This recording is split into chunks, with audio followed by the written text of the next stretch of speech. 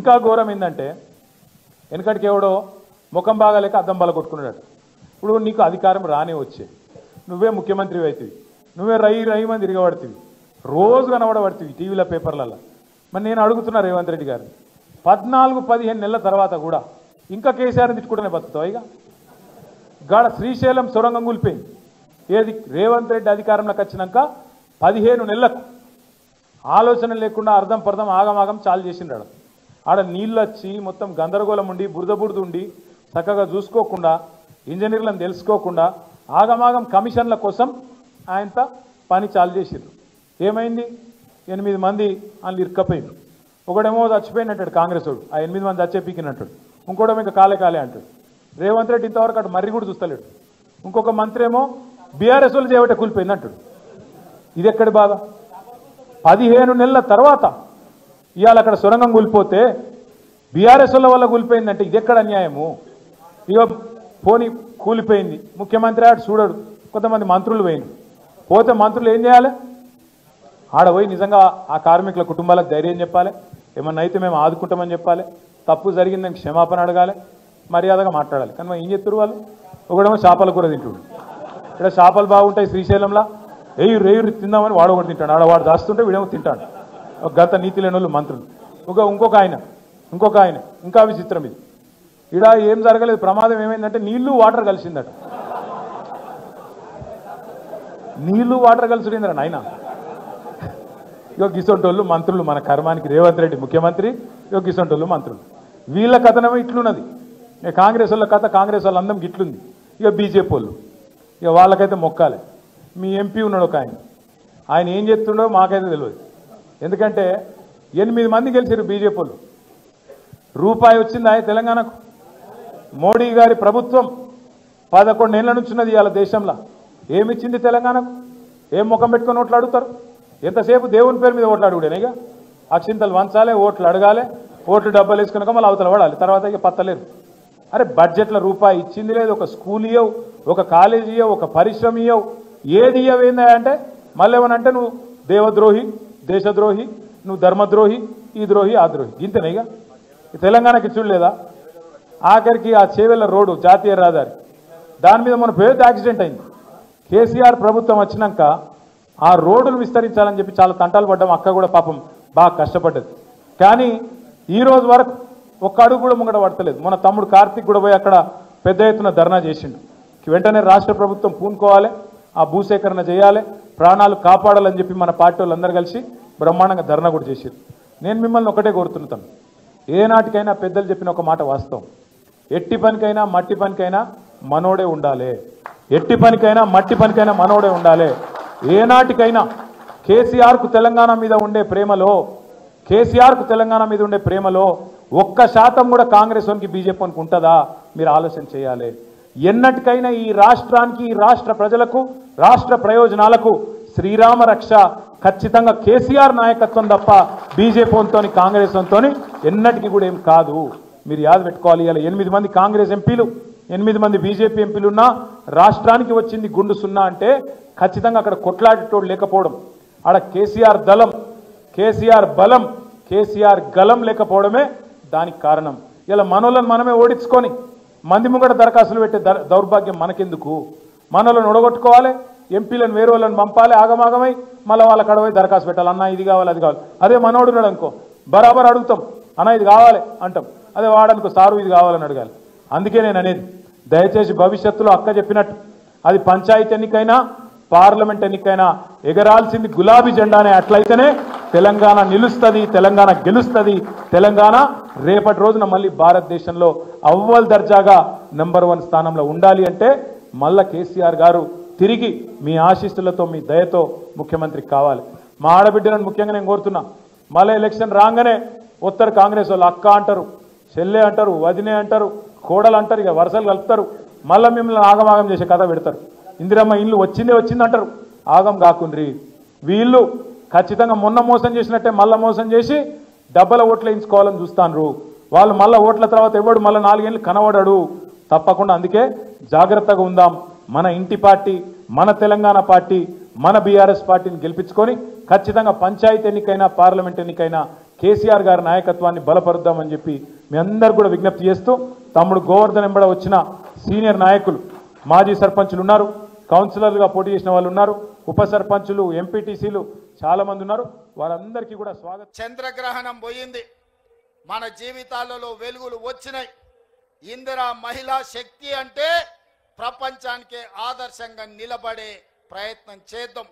ఆనాడు ఇందిరాగాంధీని అమ్మ అన్నారు మొదటి తరంలో, రెండో తరంలో ఎన్టీఆర్ను అన్న అన్నారు. ఈరోజు నన్ను మీరు రేవంత్ అన్న అంటున్నారు.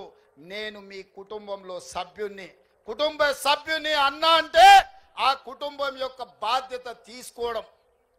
ఇది బంధానికి పేగు బంధానికంటే అతీతమైనది. ఈనాడు మా ఆడబిడ్డల ఆశీర్వాదంతో తెలంగాణ రాష్ట్ర ముఖ్యమంత్రిగా ఈరోజు మీ ముందు నిలబడి మాట్లాడుతున్నారంటే ఈ ఆడబిడ్డల ఆశీర్వాదం ఉండబట్టే ఈ రేవంత్ అన్న మీకు తోడుగా ఉంటాడు. ఆనాడు ఇందిరమ్మ శక్తి, ఆ తర్వాత ఎన్టీఆర్ యుక్తి, ఈ రోజు మీ రేవంత్ అన్న స్ఫూర్తిగా తీసుకొని తప్పకుండా ఆడబిడ్డల్ని కోటీశ్వరులుగా మార్చి కోటి మందిని అభివృద్ధి పదం వైపు నడిపించి తెలంగాణను $1 ట్రిలియన్ ఎకానమీ చేస్తాం. ఇదే కాదు, హైటెక్ సిటీ పక్కన మీరు చేసే ఉత్పత్తి, హైటెక్ సిటీ పక్కన విప్రో, ఇన్ఫోసిస్ లాంటి దిగ్గజాలైన కంపెనీలు, కార్పొరేట్ కంపెనీలతో పోటీ పడే విధంగా 100 కోట్ల రూపాయల భూమి శిల్పారామం పక్కన 150 షాప్స్ తోని మీకు అందించడం జరిగింది. మీరు నలుమూలల నిర్మల్ పెయింటింగ్స్ కావచ్చు, ఆదిలాబాద్లో గిరిజనుల కళా వృత్తులు కావచ్చు, తెలంగాణ రాష్ట్రం నలుమూలలో వంటలు కావచ్చు, లేకపోతే తిను బండారాలు కావచ్చు, మీరు చేసే ఉత్పత్తులు అంతర్జాతీయ మార్కెట్ కలిగే విధంగా హైటెక్ సిటీ పక్కన మీకు ఇందిరా మహిళా శక్తి ఒక బజార్ను, ఒక మార్కెట్ హబ్ను మీకోసం క్రియేట్ చేసినాం. అక్కడ మీ ఉత్పత్తులను పెట్టండి, కార్పొరేట్ కంపెనీలతో పోటీ పడండి. 100% అన్ని రకాలుగా మేము అండగా ఉంటాం. రాబోయే రోజుల్లో మీరు ఉత్పత్తి చేసే అమ్మే వస్తువులకు ఏవైనా పన్నులు ఉంటే ఆ పన్నులను కూడా మా బట్టి విక్రమార్క గారితో మాట్లాడి ఆ పన్నుల నుంచి కూడా మీకు మినహాయింపుని ఇవ్వడానికి కుల వృత్తులు, చేతి వృత్తులతో మీరు చేసే ఉత్పత్తులను ప్రతి రూపాయి మీకు వచ్చే విధంగా మీరు మెటీరియల్ కొనుక్కోవాలి అంటే ఆ మెటీరియల్కి అవసరమైన లోన్లను కూడా మా బట్టి విక్రమార్క గారితో మీకు ఇప్పించి బైబ్యాక్ గ్యారంటీ ఇచ్చే విధంగా ఈ రోజు తీర్చిదిద్దుతాం. అదే విధంగా రెసిడెన్షియల్ స్కూల్స్, రెసిడెన్షియల్ కాలేజీలో ఆడబిడ్డలు చదువుకుంటున్నారు, వాళ్ళకి ప్రోటీన్ ఫుడ్ లేదు. మీరు ఉత్పత్తి చేసిన ఏ మండలంలో ఆ మండలంలో హాస్టళ్ళకి సరఫరా చేసే విధంగా మీ పిల్లలకు మంచి భోజనం, మంచి ఉత్పత్తులు అందించే విధంగా భవిష్యత్తులో నిర్ణయం తీసుకోబోతున్నాం. వాటి మీద కూడా చీఫ్ సెక్రటరీ గారికి సూచన చేస్తున్నా, అదే విధంగా సెట్ సిఓ గారికి సూచన చేస్తున్నా. మీరు సమీక్షించి మీరు విధానం తయారు చేసి నా దగ్గరికి తీసుకురండి, వాటన్నిటికి కూడా అనుమతిస్తా. మరి ఈరోజు ఇంత ఆలస్యమైన, ఇంత చీకటైన మారుమూల ప్రాంతాల నుంచి వచ్చిన మా ఆడబిడ్డలు ఇంత ఓపికగా కూర్చొని ఈ ఆలోచనలు పంచుకొని సంఘాలను ముందుకు తీసుకెళ్ళండి, సమావేశాలు పెట్టండి, మీ స్వేచ్ఛను ఉపయోగించుకోండి, మీరు స్వయం సాధారికతను సాధించండి, ఈ తెలంగాణ రాష్ట్రాన్ని అభివృద్ధి పదం వైపు నడిపించండి. అన్ని రకాలుగా మీకు అండగా ఉండే బాధ్యత నాది.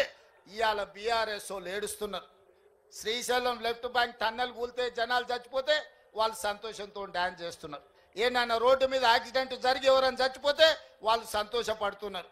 ఏనైనా పంట ఎండిపోతే వాళ్ళు సంతోషపడి గంతులు వేస్తున్నారు. ఇంత పైశాచిక ఆనందం ఎక్కడ నన్ను ఉంటుందా? ఏందే వాళ్ళ ఆలోచన? టన్నెల్ కూలితే రేవంత్ రెడ్డిని తిట్టొచ్చు, రోడ్డు మీద ప్రమాదం అయితే రేవంత్ రెడ్డిని తిట్టొచ్చు, కాళేశ్వరం కూలిపోతే రేవంత్ రెడ్డిని తిట్టొచ్చు, ఎండకు పంటలు ఎండిపోతే రేవంత్ రెడ్డిని తిట్టొచ్చు. నన్ను తిట్టడం కోసం మీ పైశాచిక ఆనందం మంచిదా అని బీఆర్ఎస్ వాళ్ళు నేను అడుగుతున్నా. 10 ఏళ్ళు ఏల్తిరి దోసుకుంటురి, 10 నెలలు కూడా కాలేదు, అప్పుడే ఈ ఏడుపులు పెడబొబ్బలేంది? ప్రజలు చచ్చిపోతుంటే బాధతో ప్రభుత్వానికి అండగా నిలబడాలి. ప్రజలకు ఏదైనా కష్టం వచ్చినప్పుడు మనందరం కలిసికట్టుగా ఆదుకోవడానికి ఆలోచన చేయాలి. ప్రజా సమస్యల్ని 10 ఏళ్ల పరిపాలన అనుభవం ఉన్న మీరు మాకు సూచన చేయాలి. ఈరోజు నీళ్ళ సమస్య వచ్చినా, కరెంటు సమస్య వచ్చినా, ప్రాజెక్టుల ప్రమాదం వచ్చినా మీ అనుభవాన్ని ఉపయోగించి ప్రభుత్వానికి సూచన చేయాలి తప్ప మీ పైశాచిక ఆనందం తెలంగాణ రాష్ట్రానికి మంచిది కాదు. పైశాచిక ఆనందం పొందినోడు ఎవడు బాగుపడ్డోడు ఎప్పుడు చరిత్రలో చూడలే. పురాణాల నుంచి నిన్న మొన్నటి ఎన్నికల వరకు ఈ పైశాచిక ఆనందం ఉన్నోళ్ళు బాగుపడ్డది సంగతే లేదు. అందుకే మీ ఏడుపు ఆపండి, అభివృద్ధిలో భాగస్వాములు కాండి. ఈరోజు జరుగుతున్న కుల గణనలో మీ పేర్లు నమోదు చేసుకోండి. మా ఆడబిడ్డలు చేసే అభివృద్ధిలో కూడా మీరు భాగస్వాములు కావాలి. మా ఆడబిడ్డలు పట్టుదలతోని ముందుకు వచ్చిండ్రు. ఆడబిడ్డలకు అండగా నిలబడే బాధ్యత ఈ ప్రభుత్వం తీసుకుంటుంది. 1,00,00,000 మందిని కోటీశ్వరులను చేసే వరకు ఈ ప్రభుత్వం విశ్రమించదు. ఆడబిడ్డలారా, అక్కలారా, పెద్దమ్మలారా, చెల్లెల్లారా, మిమ్మల్ని అడుగుతున్నా, 1,00,00,000 మందిని కోటీశ్వరులను చేద్దామా? చేద్దామా? 1,00,00,000 మందిని కోటీశ్వరులను